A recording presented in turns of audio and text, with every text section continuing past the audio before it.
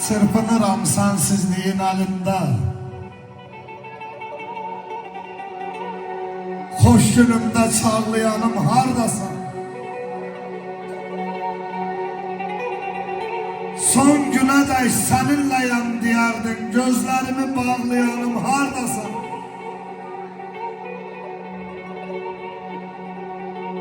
Hasretin yeliyle lahladı qayam. Kolları kesilmiş kuruyan çayam. Bundan ağır günün mü var, tenhayam. Ay kalbimi dağlayanım hardasan. Dolan eşkim bu yürekle qəsdinlə. Yanımda ol, koy kızının üstüne.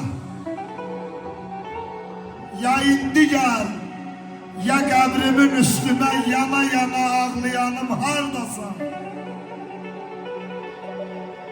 Bulut dolmaz, kan gözüme dolan tek.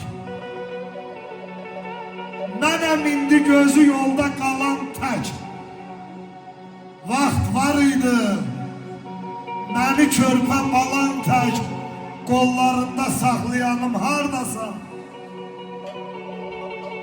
Eyşən kimi çırağa da həsrətə,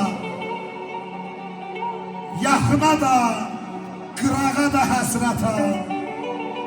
Ay insafsız, nə müddətdir darağa da həsrətəm. Tellərimi qoxlayanım hardasan.